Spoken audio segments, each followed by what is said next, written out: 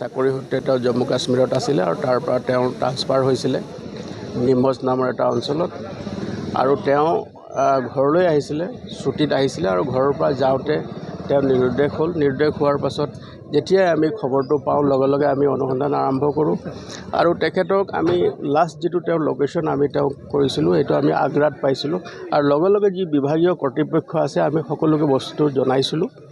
আৰু ৰেলৱে আৰক্ষীৰ সৈতে আমি যোগাযোগ কৰিছোঁ, তেওঁলোকক সকলো তথ্য আমি দিছোঁ।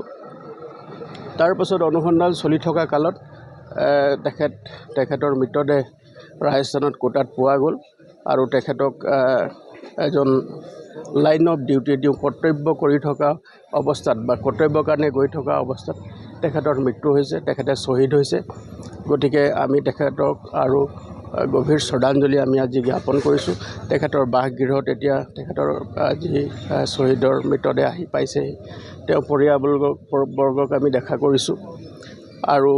এই শোক সন্তৰ্প যি লোকসকল আছে, ৰাইজ আছে, সকলোলৈকে আমি সমবেদনা জ্ঞাপন কৰিছোঁ আৰু যিটো শেষ কৃত্য তেওঁ কৰিবৰ কাৰণে যিখিনি আছে সেইখিনি এতিয়া ৰাইজ আৰু স্থানীয় প্ৰশাসনৰ সহযোগত সেইখিনি সম্পন্ন হ'ব। গতিকে আমি এটাই কথা ক'ম যে তেখেতৰ যি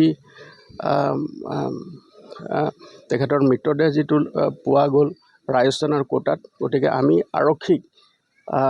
তেওঁলোকৰ যি ৰেলৱে আৰক্ষী আছে সম্পূৰ্ণ আমি তেওঁলোকক আমাৰ ফালৰ পৰা যিখিনি কৰণীয় আছে, যি কৰিব লগা আছে সকলো তথ্য সম্পৰ্কে আমি তেওঁলোকৰ সৈতে আমি যোগাযোগ কৰি আছোঁ আৰু যিখিনি আমাৰ ফালৰ পৰা সহযোগ দৰকাৰ হ'ব বা পৰিয়ালবৰ্গকো আমাৰ কিবা দৰকাৰ হ'ব তাৰ কাৰণে আমি সদায় সচেষ্ট হৈ আছোঁ আৰু আমি এই কৰ্তব্য কৰিবৰ কাৰণে আমি সাজু হৈ আছোঁ।